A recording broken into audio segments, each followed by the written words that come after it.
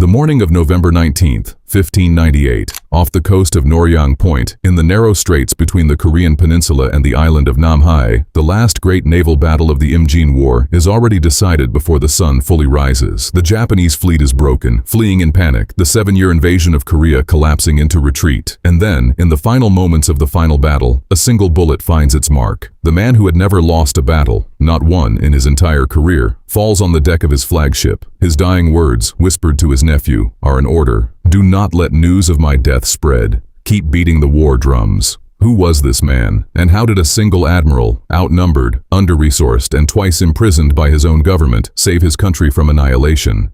To understand Yi Sun-sin, you first have to understand just how catastrophic the situation was before he changed it. In April of 1592, Japan's most powerful warlord, Toyotomi Hideyoshi, launched the largest amphibious invasion in Asian history up to that point. Roughly 150,000 soldiers crossed the Korea Strait with a single strategic ambition: to conquer Ming China, using Korea as a highway.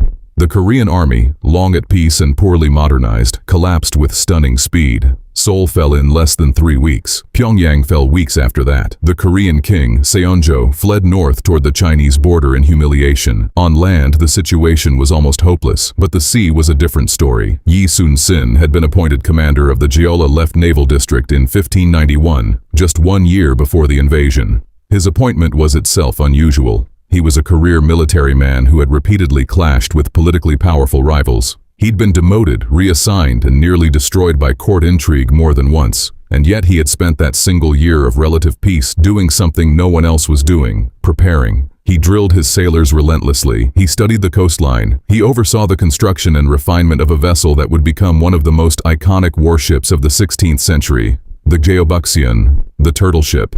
Here's where we need to bust a myth that has followed Yi Sun-sin for centuries. Popular accounts often present the turtle ship as a revolutionary invention that Yi conjured from nothing, the secret weapon that single-handedly won the war. The reality is more nuanced and, if anything, more impressive. Turtle-shaped vessels had existed in Korean naval tradition for nearly 2 centuries before Yi. What Yi did was refine and deploy them with tactical brilliance. The Jeobuxian was a heavily armored oar-powered warship covered with a spiked iron or wooden shell that made boarding almost impossible. Cannon ports lined its sides and even its dragon-headed bow. It was not a miracle weapon. It was a carefully engineered tool, used by a commander who understood exactly how and when to deploy it. The first true test came at the Battle of Okpo, just weeks into the invasion. Yi's combined fleet attacked a Japanese squadron at anchor and sank over 24 vessels while losing none of their own. None.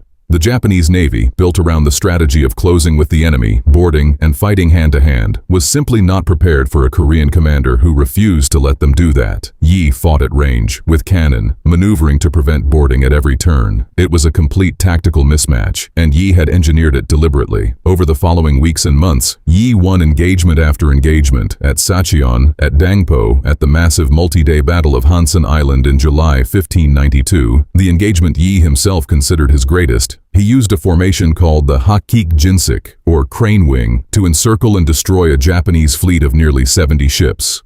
The Japanese lost nearly 60 vessels in a single afternoon.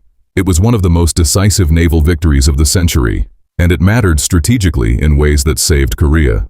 As long as Yi controlled the southern sea lanes, Hideyoshi's army could not be properly supplied. A land invasion of a peninsula is only as powerful as its supply line. Yi was cutting that line, again and again. Then the politics intervened. Yi's enemies at court, jealous of his fame and threatened by his independence, conspired against him. In 1597, through a combination of false intelligence and court maneuvering, they convinced King Seonjo to arrest Yi on charges of treason and insubordination. He was tortured. He was stripped of his command. He was demoted to the rank of common soldier and sent to serve under the very general who had replaced him. The man who had never lost a battle was marching in the infantry. His replacement, Won Gyun, promptly sailed the Korean fleet into disaster at the Battle of Chilcheoliang. It was the one engagement Yi had nothing to do with, and it was the one catastrophic defeat of the entire war. The Japanese, finally free of Yi's shadow, ambushed the Korean fleet and destroyed it almost entirely. Over 150 warships lost in a single night. Of the great fleet Yi had built, only 12 vessels survived. 12 ships. Facing total naval collapse, the Korean government did what governments sometimes do when they've run out of options. They called back the man they'd imprisoned. Yi was reinstated as commander of the Navy in the late summer of 1597. When he arrived to take command, he is said to have surveyed what remained: 12 warships, a handful of traumatized sailors, and a coastline the Japanese now sailed at will, and written in his diary, with characteristic composure, that he would fight with what he had. What followed was the Battle of Myeongyang. October 26, 1597, Yi, with 12 ships, faced a Japanese fleet of somewhere between 133 and 333 warships. The sources vary, but the disparity was enormous in any accounting. Rather than despair, Yi studied the geography. He chose a narrow strait where the tidal current reversed dramatically twice a day.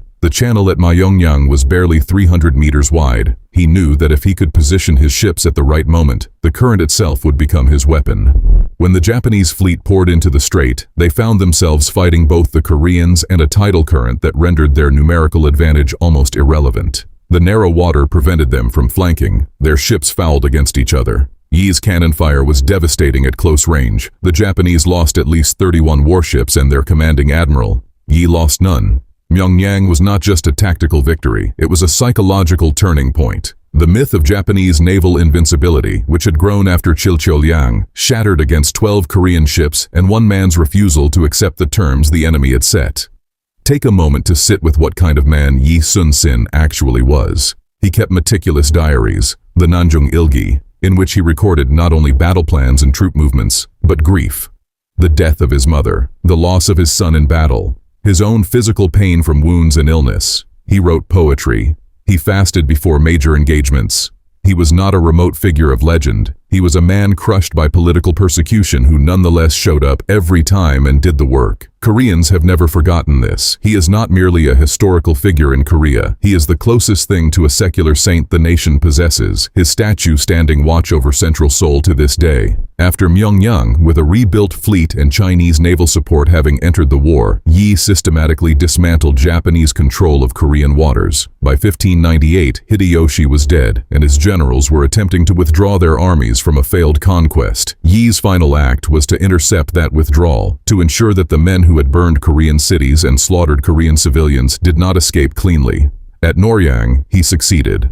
The Japanese evacuation turned into a rout, and then came that bullet in the final hour of the final battle of a 7-year war. Yi Sun-sin never lost a naval battle. In his career, he fought over 20 major engagements and won every single one. He did it against greater numbers, with fewer resources after imprisonment and torture, and against opponents who were themselves highly capable and battle-hardened. No comparable record exists in the naval history of the 16th century. But here's the question that lingers. Yi Sun-sin saved Joseon Korea. Of that there is no doubt.